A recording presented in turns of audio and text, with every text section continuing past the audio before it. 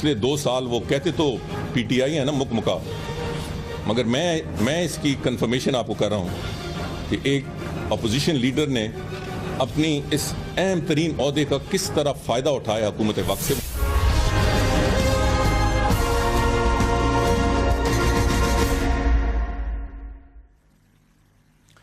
ناظرین السلام علیکم، میں موجود ہوں پاکستان تحریک انصاف کے چیئرمین جناب عمران خان صاحب کے ساتھ.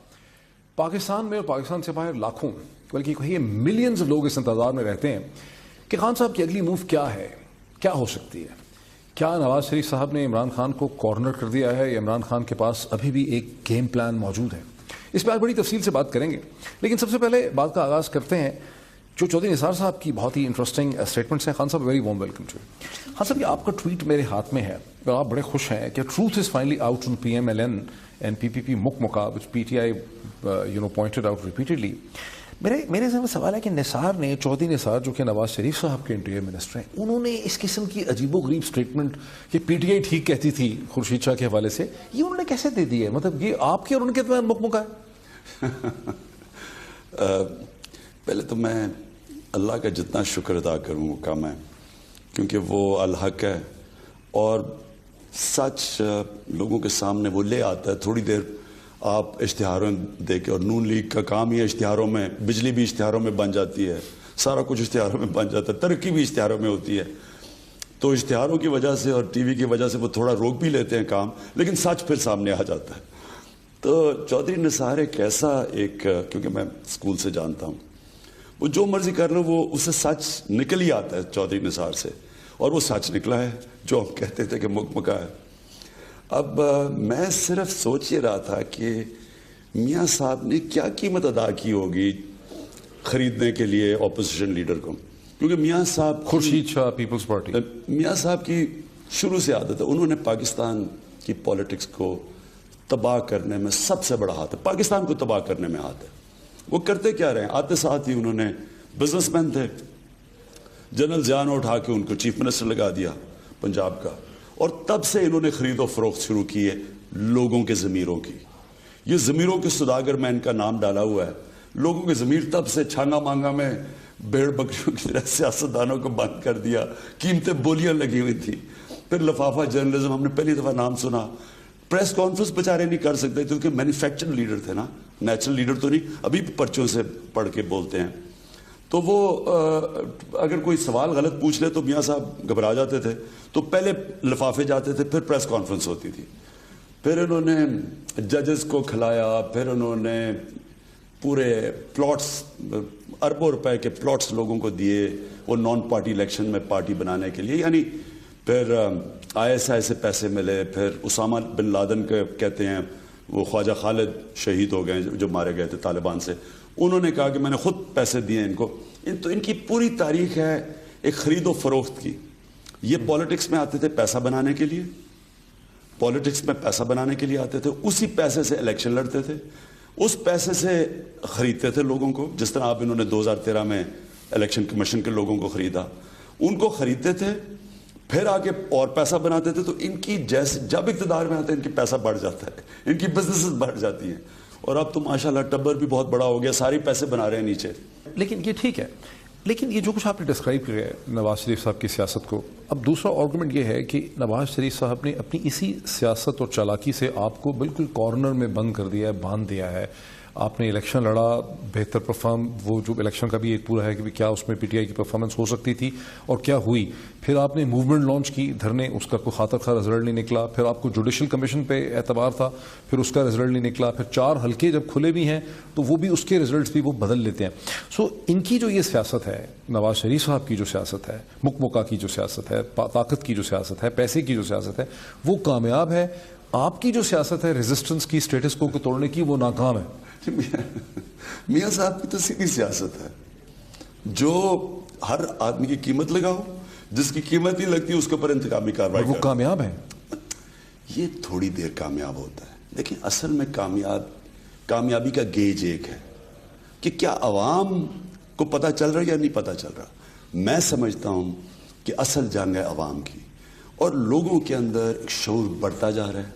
لوگوں کے اندر 2013 میں شعور تھا، کبھی اتنی پبلک الیکشن میں نہیں حصہ لیا، کبھی اتنا ٹرن آؤٹ نہیں ہوا, لائنیں لگی ہوئی ہیں شہروں میں. تو تبدیلی تو آ چکی ہے لوگوں کے لیکن اندر. این اے 122 میں آپ نے چیلنج کیا, ٹریبونل نے اس کو ریفیوز کر دیا, 4 حلقے آپ کھلوا رہے ہیں, کورٹس فیصلے بھی کر رہی ہیں, لیکن ان کے نتیجے بھی ان کے, جہانگیر خان ترین کے حلقے کو چھوڑ کے کوئی خاطر خواہ رزلٹ نہیں نکل رہا کسی حلقے کا. اچھا پھر سے میں بتاتا ہوں, دیکھیں اصل جنگ ہے عوام کی. جس دن عوام کو کے سامنے پردہ اٹھتا اور اٹھ گیا ہے, اٹھتا جا رہا ہے, یہ آج اور اٹھ گیا ہے کہ خورشید شاہ صاحب جو اپوزیشن لیڈر ہیں ان کی بھی قیمت لگی ہوئی تھی, مکمکا ہوا تھا. تو مکمکا کس طرح ہوتا ہے عوام کو لوٹنے کے لیے, مل ملا کے لوٹ رہے ہیں عوام کو. وہ بھی پیسے بنا رہے ہیں سندھ میں, ادھر یہ پیسے بنا رہے ہیں. پہلے وہ پنجاب میں بنا رہے تھے, وہ سینٹر میں بنا رہے تھے, اب وہ سندھ میں بنا رہے ہیں, یہ دونوں پنجاب اور سینٹر میں بنا رہے ہیں. تو اصل میں تو گیم پیسے بنانے کے. اپنا نیب کا ہیڈ دونوں نے مکمکا کر کے خورشید شاہ نے اور نواز شریف نے رکھ لیا. اب خورشید شاہ صاحب کہتے ہیں جی میرا ثابت ہو گیا, تو میں اگر یہ ثابت ہو گیا کہ میں نے کچھ لیا ہے تو میں چھوڑ دوں گا. ثابت کس نے کرنا ہے؟ نیب کا ہیڈ دونوں نے مل کے رکھا ہوا ہے, تو وہ نیب کا ہیڈ کیسے ثابت کرے گا؟ تو یہ نہیں, لیکن ان کی تو سیاست کامیاب ہے نا, آپ کو وہ باہر رکھ رہے ہیں, یہ پاور کیپچر کر رہے ہیں. میں بتا, لیکن 2013 کا الیکشن ہوا, ہم نے کہا دھاندلی ہوئی, ہم نے کہا 4 حلقے کھول دو, 4 میں سے 3 حلقے ثابت ہو گئے دھاندلی ہوئی. دیکھیں نا, یہ کہتے ہیں جی ثابت نہیں ہوا دھاندلی, انہوں نے پھر جیت لیا. میں پھر سے بتاؤں, ثابت ووٹ یا ویلڈ ہوتی ہے یا انویلڈ ہوتی ہے. اب جب ووٹ انویلڈ ہوتی ہے, الیکشن کمیشن کا کام ہے ثابت کرنا کہ دھاندلی ہوئی یا نہیں ہوئی. انویلڈ ووٹ کیوں ہے؟ الیکشن کمیشن انہوں نے خریدی ہوئی تھی. یہ رضا صاحب جو ابھی ہیں, یہ نہیں, جو 2013 کی الیکشن کمیشن یہ نون لیگ نے خریدی ہوئی تھی. اب انویسٹیگیٹ الیکشن کمیشن نے کرنا ہے, وہ انہوں نے خریدی ہوئی ہے. تو پتہ کیسے چلے دھاندلی ہوئی یا نہیں ہوئی؟ 53,000 ووٹ میری حلقے کے اندر 122 میں انویلڈ نکلے. اب 53,000 ووٹ انویلڈ تھے, کیا دھاندلی ہوئی یا نہیں ہوئی؟ وہ تو پرانی بات ہو نہیں. اچھا اب این اے 122 انہوں نے پھر جیت لیا. چیئرمین پارٹی کا ہارتا ہے این اے 122 9,000 تقریباً ووٹ سے. بائی الیکشن میں ان کی گورنمنٹ ایاز صادق اسپیکر 2,400 سے ہارتے ہیں, اور نیچے پروونشل اسمبلی کی سیٹ نواز شریف کا رشتہ دار ہار جاتا ہے. نہیں وہ ٹھیک ہے. تو ایک منٹ پہلے تو یہ ثابت ہو, میں کہہ رہا ہوں آپ نے چیلنج کیا, پی ٹی آئی نے, علیم خان نے دوبارہ چیلنج کیا, وہ چیلنج بھی جو ٹریبونل ہے اس نے اس کو تھرو آؤٹ کر دیا. انہوں نے کہا اچھا اس کے بعد کیا ہوا؟ اس کے بعد ہم پولنگ ڈے پہ جب پھر رہے, جو ہمارے لوگ پھر رہے, انہوں نے دیکھا جی لوگ کہہ رہے ہیں ہم نے 2013 میں ووٹ ڈالی ہے, آج ہماری ووٹ ہی نہیں ہے. ہم نے انویسٹیگیٹ کیا, پتہ چلا 21,000 ووٹ انہوں نے فارم اے بھرتے ہیں ووٹ اندر لانے کے لیے حلقے میں یا باہر نکالنے کے لیے. تو فارم اے کے بغیر 21,000 ووٹ یہ لے آئے حلقے میں یا باہر لے گئے. اب وہ نادرا کے ذریعے کیا انہوں نے, ٹیکنیکل انہوں نے کی, وہ ہم نے پکڑ لی. اب یہ پھنس گئے, اور پھنس ایسے گئے ہیں کہ ان کو اب سمجھ نہیں آ رہی کہ جواب ہی نہیں دے رہے. 2 مہینے سے ہم مانگ رہے ہیں کہ بتاؤ تو صحیح, سمپل چیز ہے. لیکن ٹریبونل نے تو آپ کی اپلیکیشن ریجیکٹ کر دی. میں عرض کروں نا, ہم سمپل چیز الیکشن کمیشن کو کہہ رہے ہیں کہ نادرا ہمیں بتا دے 21,000 ووٹ کیسے اندر گئی ہے باہر گئی ہے. سمپل چیز ہے نا, سمپل چیز مانگ رہے ہیں. اب وہ ٹرائیبیونل نے کہا جی ہم سن ہی نہیں سکتے. اب الیکشن کمیشن پہلی کو کیس سن رہا ہے. جو بھی ہوگا, آپ کو امید ہے کہ الیکشن کمیشن اس پہ کچھ کر پائے گا؟ دیکھیں میں کہتا ہوں ایاز صادق بچ سکتا ہی نہیں ہے, یہ ہیٹرک ہونے والی ہے. کیونکہ اگر وہ الیکشن کمیشن نہ کہ ہم سپریم کورٹ میں چلے جائیں گے. ہم نے کیونکہ ہمارے پاس ہم نے پتہ چلانا ہے کہ 21,000 ووٹ حلقے سے باہر اور اندر کیسے گئی. 2,400 سے امید ہے آپ کو کہ پروف کر لیں گے آپ. ہمارے پاس پروف ہیں, انہوں نے جواب دینا ہے کہ 21 اور کیسے گئی ہیں 21,000 ووٹ. اچھا چل ایک بڑی پکچر پہ آ جاتے ہیں کہ اب آپ کا گیم پلان ہے کیا؟ کیونکہ یہ جو سب چیزیں ہیں اس میں تو یہ بڑے ماسٹر ہیں آپ کے جو مخالف ہیں, جو گورنمنٹ ہے, ان کے پاس طاقت ہے, پیسہ ہے, بیوروکریسی پہ کنٹرول ہے, جوڈیشری کو انفلوئنس کر لیتے ہیں, میڈیا کو انفلوئنس کر لیتے ہیں. اب آپ کا گیم پلان ہے کیا؟ دیکھیں یہ گیم پلان تو سمپل ہے. مجھے بار بار لوگ کہتے ہیں عمران صاحب اب دھاندلی لگے ہوئے ہیں, لیکن اصل ایشو ہے ہی دھاندلی. کیونکہ ان کا بڑا سمپل طریقہ ہے. اب نون لیگ کا سب کو پتہ چل جانا چاہیے کہ نواز شریف کا طریقہ کیا ہے. وہ کرتے کیا ہے کہ وہ اقتدار میں آ کے ان کی بزنس چل پڑتی ہیں. وہ میٹرو بنانے شروع ہو جاتے ہیں, لوگوں کو بیچاروں کو پینے کا پانی نہیں ہے, ہسپتالوں کا برا حال ہے, لیکن انہوں نے میٹرو بنانی ہے. 120-30 ارب روپے کی 2 میٹرو بنا لی ہیں. آپ نے بھی تو بنایا نا باب پشاور وہاں پہ خیبر پختونخوا میں. 130 ارب روپے کی 2 میٹروز بنائی ہیں انہوں نے, جن کے اوپر 3 अरब रुपए का 6 अरब रुपए का नुकसान होगा जो हर साल भरना पड़ेगा। 600 करोड़ रुपया हर साल देना पड़ेगा इन मेट्रोज को सब्सिडीज के ऊपर। हमने जो पेशावर में बनाया है ये बड़ा इंटरेस्टिंग है, उसकी पर किलोमीटर हमें खर्चा आया है 82 करोड़ रुपया। अच्छा, इनका कितना है? इनका ज्यादा है। इन्होंने बनाया है आजादी कोई चौक के ऊपर वही फ्लाईओवर, इनका पर किलोमीटर खर्चा कितना है? 211 करोड़ रुपया। अच्छा, 83 करोड़ रुपया हमारा है, इनका 211 करोड़ रुपया है। इनकी जो मेट्रोज की कीमत है आप देख लें, कॉस्ट जो हिंदुस्तान में बनी है, अहमदाबाद में मेट्रो 3 गुना कम बनी है। अब बनाने जा रहे हैं ऑरेंज ट्रेन, कोई फीजिबिलिटी नहीं है, गरीबों के बेचारे घर गिर रहे हैं और पुरानी इमारतें लाहौर की खूबसूरती तबाह कर रहे हैं। लेकिन क्यों? 170 अरब रुपए मुल्क में तारीखी कर्जे, 5000 अरब रुपए के कर्जे लिए हुए हैं और 170 अरब रुपए की ऑरेंज ट्रेन 27 किलोमीटर बना रहे हैं। क्यों? पैसा यहां, अच्छा पावर में आए, बड़े प्रोजेक्ट्स बनाए, बड़े प्रोजेक्ट्स में पैसा निकाल के वो लंदन गया, इनके साहिबजादा साहब 700 करोड़ रुपए के घर में रह रहे हैं। 200 अरब रुपए की इनकी वहां कंपनियां बाहर लंदन के अंदर, 20 साल पहले कुछ भी नहीं था। ये किधर से आया पैसा? ये इन प्रोजेक्ट से पैसा निकलता है लंदन, मुल्क को मकरूज कर दिया, मुल्क पे कर्जे चढ़ा दिया। अच्छा, और उसी पैसे से फिर अच्छा इलेक्शन के लोग आगे चलते हैं ना, और इलेक्शन आपने एक अच्छा नहीं, नहीं मोहित मैं कंप्लीट कर लूं। मैं आपको ये बताऊं, आपने कहा ना कि अब आप करेंगे क्या? हमने इनकी इलेक्शन की जो रिगिंग है उसको एक्सपोज करना है, क्योंकि उसके बगैर ये जीत नहीं सकते। जब तक आप इनकी इलेक्शन की रिगिंग नहीं एक्सपोज करेंगे, ये फिर से 2018 का इलेक्शन जीतेंगे, ये वो नहीं लोगों को खरीदेंगे, इलेक्शन कमीशन के लोगों को खरीदेंगे। इन्होंने धांधली करनी है, ये परफेक्ट कर बैठे हैं धांधली। मैं क्यों शोर मचा रहा हूं कि ये अब ये जो अलीम खान का इलेक्शन हमने इस पर फंस जाना है, क्योंकि अब हमने कहना है कि जिन लोगों ने 21,000 वोट को बाहर फेंका था, अंदर लेके आए थे, गैर कानूनी इलेक्ट्रल फ्रॉड किया था, इनको सजाएं दी जाए।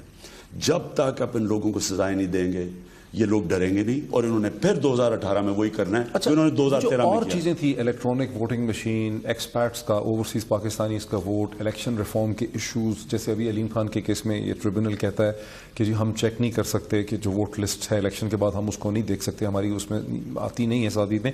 इन सब चीजों के कवानीन को भी तो आपने बदलना था ना, आपने कमिटमेंट की थी अपने वोटर से, अपने सपोर्ट बेस जी से। कर रहे हैं। उस पर क्या किया आपने? जी, और डॉक्टर आरिफ अलवी, शीर मजारी और शफकत महमूद हमारे पार्लियामेंट्री बोर्ड पे बैठे हुए हैं, वहां ये कर रहे हैं। ईवीएम्स के ऊपर बात हो रही है, ओवरसीज पाकिस्तानीज को वोटिंग राइट है कि कोई रिजल्ट निकलेगा उसका पूरा जोर, और बायोमेट्रिक सिस्टम उसके ऊपर भी जोर लगा रहे हैं, वो कर रहे हैं।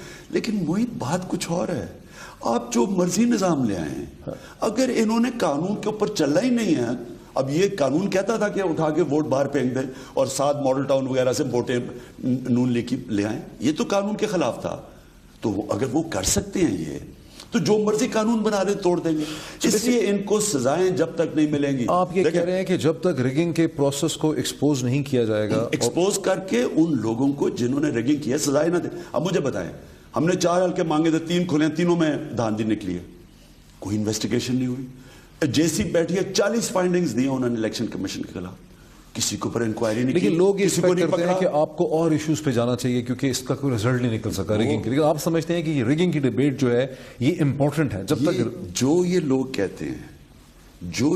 कहते हैं पाकिस्तान के दुश्मन है, जो ये कहते हैं ना कि आप रिगिंग को छोड़ दें, मुझे ये बताएं कि 22 जमातों ने कहा था 2013 का इलेक्शन रिग हुआ है, तहरीक इंसाफ ने तो नहीं अकेले कहा, 22 जमातों ने कहा था।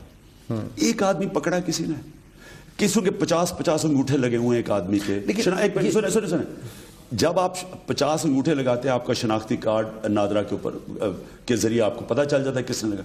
एक आदमी को उन्होंने सजा दी है, ये क्यों नहीं सजा देते? ये जुर्म है।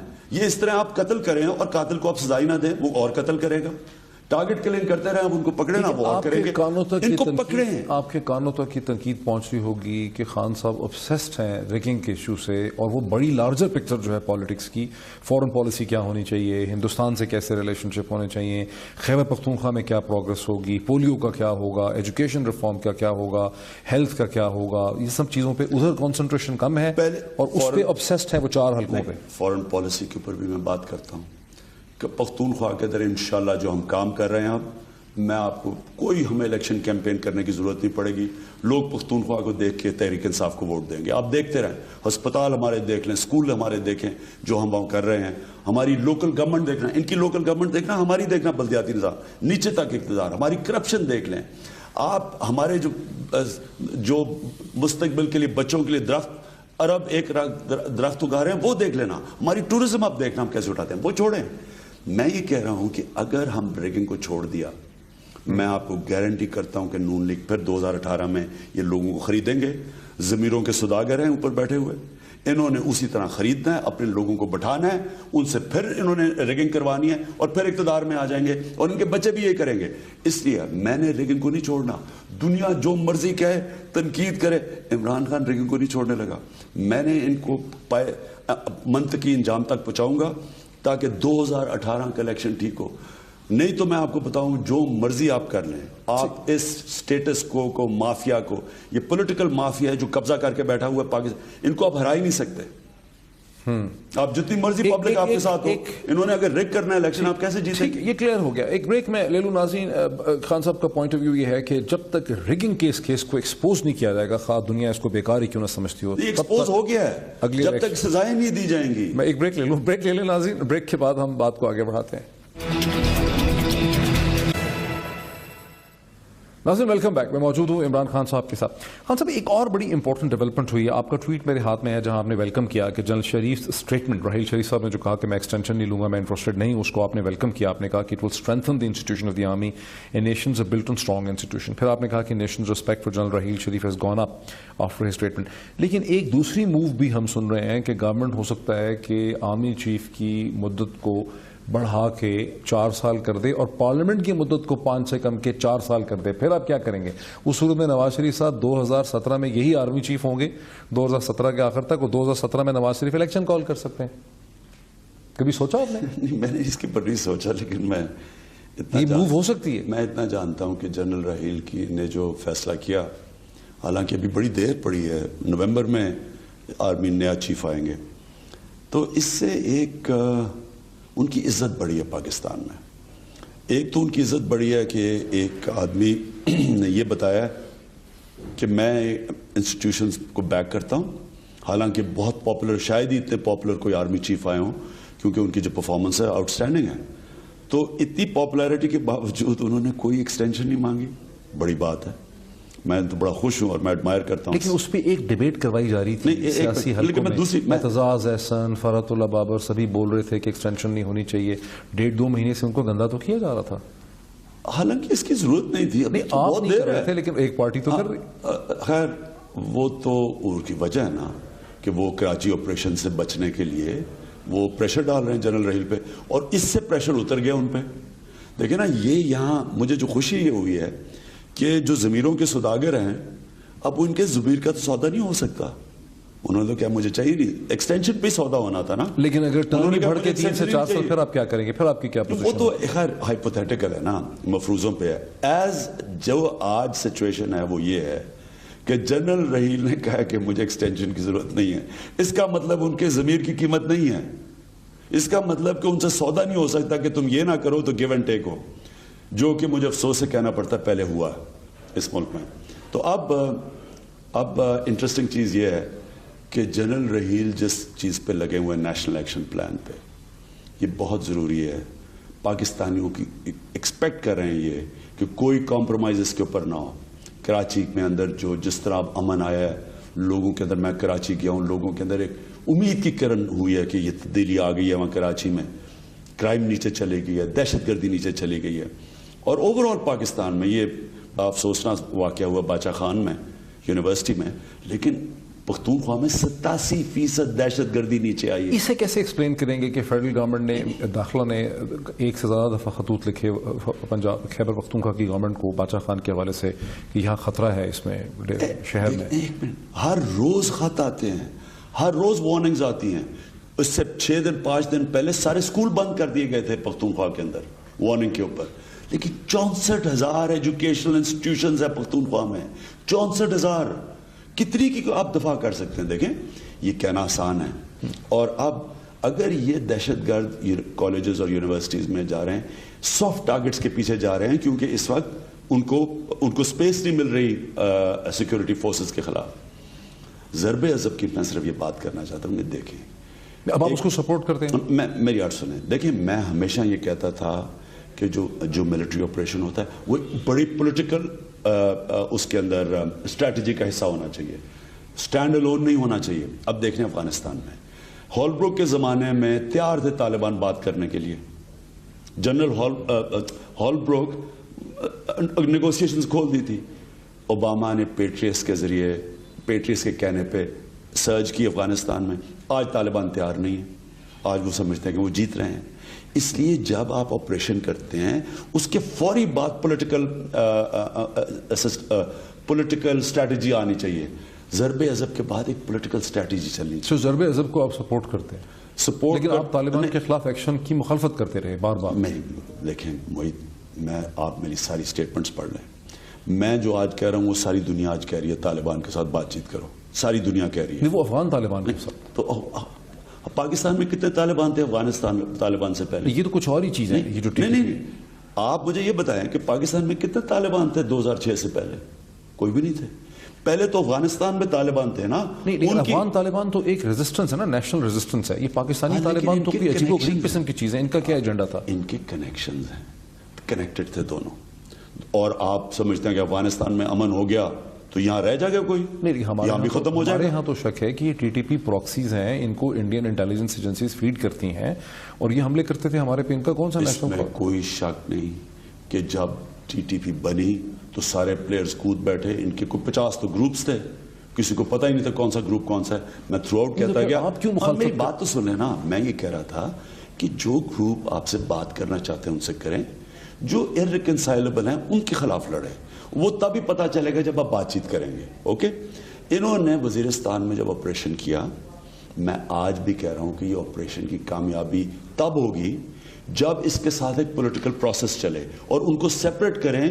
ان میں سے جب آپ آپریشن کرتے ہیں تیار ہو جاتے ہیں, جس طرح پہلے طالبان تیار تھے بات کرنے کے لیے افغانستان میں. جو بات کرنے کے لیے ان سے بات کریں, کیونکہ یاد رکھیں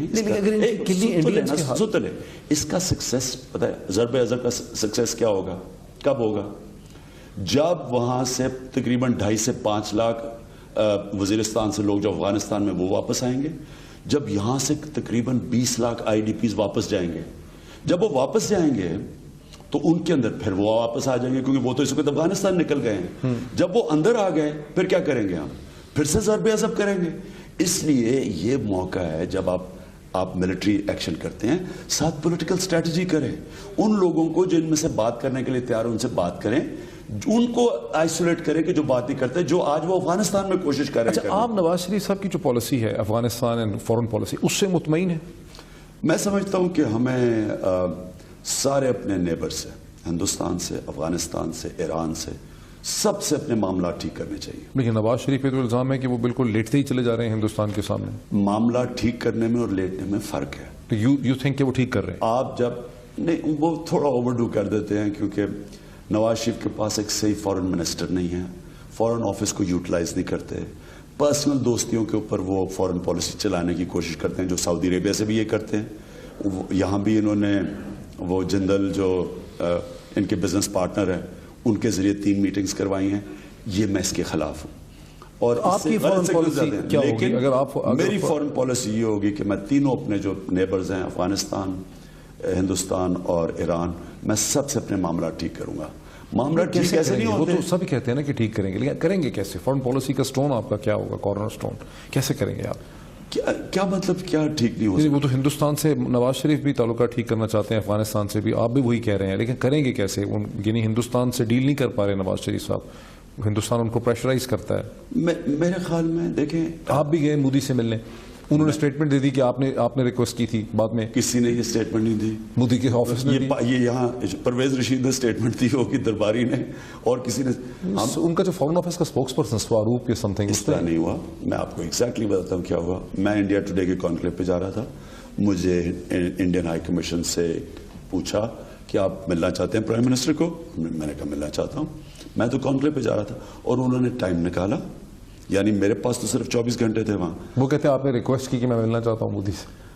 جو بھی کہہ دیں, اگر اس میں کوئی فائدہ ان کو ہوتا ہے تو وہ کہہ دیں. میں تو آپ کو فیکٹس بتا رہا ہوں کہ فیکٹ یہ تھا کہ انڈین ہائی کمیشن نے ہمیں کہا کہ ہم ملنا چاہتے ہیں, تو ہم گئے اور انہوں نے پھر ٹائم نکال کے اسپیشلی انوائٹ کیا, ملے.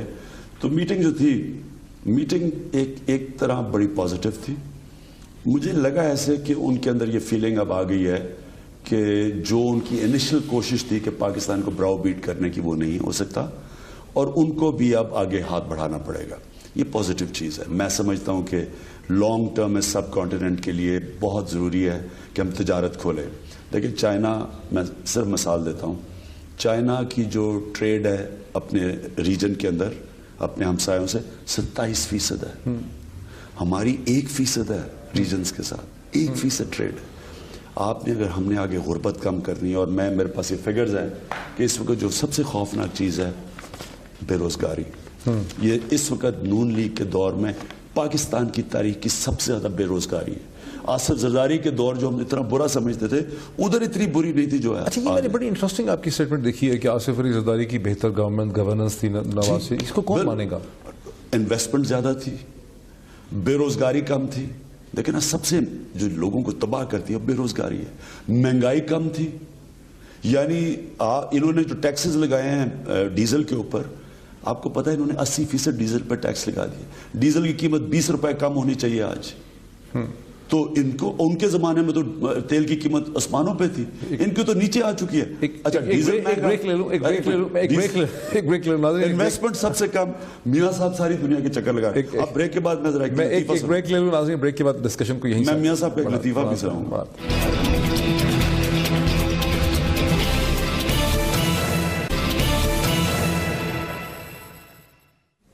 ناظرین ویلکم بیک. میں موجود ہوں عمران خان صاحب کے ساتھ. خان صاحب, آپ کی, ہم جب یہاں آئے تو میٹنگ ہو رہی تھی اپنے الیکشن کمیشن کے ساتھ, آپ کا جو پی ٹی آئی کا الیکشن کمیشن. ایک سوال پیدا ہوتا ہے کہ ایک طرف پارٹی میں آپ نے یہ مان لیا اس پرنسپل کو کہ جو طاقتور, اسمارٹ اور امیر الیکٹیبلز ہیں, جیسے جہانگیر خان ترین صاحب ہیں اور انہوں نے کامیابی حاصل کر کے دکھائی ہے, علیم خان صاحب نیئر مس ہیں, مطلب انہوں نے بھی یوز کیا. سو آپ الیکٹیبلز کی امپورٹنس کو آپ مان گئے. دوسری طرف آپ یہ الیکشن کروا رہے ہیں, ان بیچاروں کا کیا رول ہوگا یہ جو الیکٹ ہو کے آئیں گے؟ میں ابھی بتاتا ہوں, لیکن میں نے آپ کو لطیفہ سنانا تھا. لطیفہ دیکھیں, ایک دفعہ ہوا, میاں صاحب جب دیکھیں نا تو میاں صاحب باہر گئے ہوئے ہوتے ہیں, کبھی ادھر جا رہے ہیں کبھی ادھر جا رہے ہیں, لندن جاتے ہیں. ابھی اچھا ابھی وہ ڈیووس چلے گئے ہیں, اس کے بعد کوئی وہاں ادھر چلے گئے ہیں, جنیوا چلے گئے, پھر پتہ چلا لنڈن چلے گئے ہیں.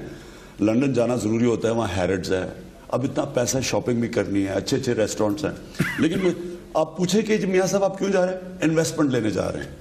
پاکستان کی تاریخ کی سب سے کم انویسٹمنٹ ہے. تو مجھے ایک لطیفہ ایک آ گیا, ایک جناب جنگل میں سارے جانور جمع ہوتے ہیں کہ ہم اس کو بادشاہ بنائیں گے جو ہمیں شیر سے بچائے گا. بندر ہاتھ کھڑا کر دیتا ہے, بادشاہ بن جاتا ہے. وہ ایک دم آتا ہے, جی پھر سے شیر نے پکڑ لیا بادشاہ صاحب کسی کو. بندر کہتا ہے ابھی میں کچھ کرتا ہوں. وہ ایک درخت پہ چھلانگ مارتا ہے, دوسرے پہ مارتا ہے, تیسرے پہ, سارے جنگل کا شام کو چکر لگا کے آتا ہے. شیر کھا چکا ہوتا ہے. وہ کہتے ہیں جی آپ نے تو بچانا تھا. وہ کہتا ہے دیکھیں میں نے اتنی محنت کی پھر بھی نہیں بچا سکا. میاں صاحب کبھی ادھر جا رہے ہیں کبھی انویسٹمنٹ لے کے جا رہے ہیں. پاکستان کی تاریخ کی سب سے کم انویسٹمنٹ ہے. لیکن بے روزگاری ذرا دیکھیں, تاریخی بے روزگاری ہے. چائنا پاکستان اکنامک کوریڈور کا تو کریڈٹ وہ لے رہے ہیں نا, $46 بلین. اور چائنا, وہ تو چائنا نے بنانا ہے, وہ تو چائنا کی مجبوری ہے. چائنا اپنے مغرب کو کنیکٹ کر رہا ہے گوادر کے ساتھ. ان کو ضروریت ہے کہ وہاں 3000 کلومیٹر ہے, ادھر 9000 ہے. ان کی مجبوری انہوں نے بنانا جو بھی گورنمنٹ ہوتی. لیکن یہ کریڈٹ نواز شریف کو اس لیے لینا نہیں چاہیے کہ ایک سب زبردست پروجیکٹ کو کنٹروورشل بنا دیا. کنٹروورشل کیسے بنا دیا کسی کو پتہ ہی نہیں ہے. وہ ساروں کو کہہ رہا ہے کہ جو ویسٹرن روٹ بنے گا, اب پتہ چلا کہ ایسٹرن روٹ بن رہا ہے. یعنی ایک سارے صوبوں کو اکٹھا لے کے چلتے, ساروں کو ساتھ ملاتے, بتاتے انویسٹمنٹ کدھر ہے, کدھر پارکس بنی ہے, انڈسٹریل پارکس کدھر بنی ہے. کسی کو پتہ نہیں ہے. تینوں صوبوں کی چیف منسٹر کو پتہ ہی نہیں ہے کون جا رہا ہے. جناب بھائی صاحب شہباز شریف اور ان کے بیٹے سلمان شہباز, جو میرے خیال میں کوئی آئنسٹائن ہی ہے جو کہ ہر میٹنگ میں بیٹھے ہوتے ہیں چائنا میں, پر وہ سعودی عربیہ گئے, وہاں میٹنگ میں بیٹھے. بچے ساری فیملی جا رہی ہے, کسی کو پتہ نہیں ہے. اب اتنا ہی بڑا یہ اس کا غلط تعصب جائے گا چھوٹے صوبوں کے اندر کہ ان کو کوئی ان کی پرواہ نہیں ہے. بلوچستان اور کے پی میں خاص طور پہ اس وقت ایک محاذ کھڑا ہو گیا. تو ایک زبردست پروجیکٹ کو انہوں نے کنٹروورشل کر دیا. اچھا وہ جو ایشو تھا کہ الیکشن آپ کروا رہے ہیں, یہ لوگ الیکٹ اگر ہو بھی جائیں گے تو پاور ان کے پاس نہیں ہوگی, یا پارٹی میں پاور آپ سے فلو کرتی ہے یا الیکٹیبل سے فلو کرتی ہے؟ الیکٹیبل وہ ہیں جن کے پاس پیسہ ہے, اپنا کلاؤٹ ہے, اسمارٹ ہیں. جہانگیر خان ترین صاحب نے اس چیز کو ثابت کیا ہے, علیم خان بھی تقریباً کامیاب ہو گئے تھے وہاں پہ. تو یہ جو لوگ الیکٹ ہو کے آئیں گے پی ٹی آئی کے الیکشن سے, ان کا کیا رول ہوگا؟ دیکھیں پہلے تو یہ جو بھی الیکٹیبل ہے, یعنی جس میں کیپبلٹی ہے الیکشن لڑنے کی, وہ کوئی اچھوت تو نہیں ہے, وہ تو کوئی ایک مجرم تو نہیں ہے. دیکھیں کسی میں کیپبلٹی ہے الیکشن لڑنے کی, آپ اس کو داد دیں. پوائنٹ یہ ہے کہ کیا وہ ایک پی ٹی آئی کے نظریے کو مانتا ہے یا نہیں مانتا. ہمارا جو پارٹی کا الیکشن ہے وہ ہم کیوں کروا رہے ہیں؟ کیوں, یہ تو میں پوچھ رہا ہوں. نمبر 1 یہ کہ پارٹی کو ایک انسٹیٹیوشن بنانا چاہتے ہیں. یعنی انسٹیٹیوشن کا مطلب کہ جو پیپلز پارٹی سب سے پاکستان کی تاریخ میں نیچے تک گراس روٹ فیڈرل پارٹی تھی, وہ آج ختم ہو رہی ہے کیونکہ اس میں الیکشن نہیں تھے. آہستہ آہستہ فیملی پالیٹکس نے تباہ کر دیا اس کو.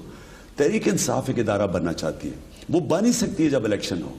اب ہم کیا کر رہے ہیں کہ ہم ڈسٹرکٹ, تحصیل, ڈائریکٹ الیکشن کروا رہے ہیں.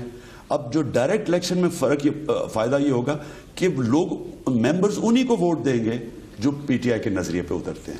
وہاں ڈائریکٹ الیکشن ہوں گی, ریجن میں پروونس میں ڈائریکٹ, پھر سینٹر میں ڈائریکٹ الیکشن ہوگی. ان کا کیا ریلیشن شپ ہوگا الیکٹیبل کے ساتھ؟ جب الیکشن ہوں گے تو ووٹ تو ٹکٹ تو آپ دیں گے الیکٹیبل کو؟ نہیں, ہمارے جو الیکٹڈ ڈسٹرکٹ کے لوگ ہوں گے ان کی کمیٹی بنے گی, تحصیل کے الیکٹڈ لوگ ہوں گے ان کی کمیٹی ہوگی, وہ سارے ان سے کنسلٹ کر کے پھر ٹکٹ دیے جائیں گے. دیکھیں یہ ہے وہ سسٹم جو مثلا ساری دنیا میں ہے. آپ اگر مغربی جمہوریت کو دیکھتے ہیں تو ان کی کامیابی یہ ہے کہ وہ پارٹیز ادارے ہیں. ڈیموکریٹک پارٹی امریکہ لے لیں, ریپبلکن لے لیں, یہ انسٹیٹیوشنز ہیں. برطانیہ میں کنزرویٹو, لیبر, لبرل انسٹیٹیوشنز ہیں. پارلیمنٹ میں نہیں آپ جاتے, وہ بھی ادارہ ہے, بہت کم آپ کی پریزنس ہوتی ہے.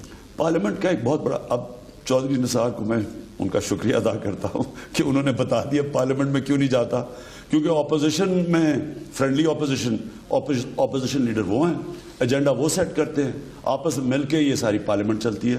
پرائم منسٹر آتے نہیں ہیں.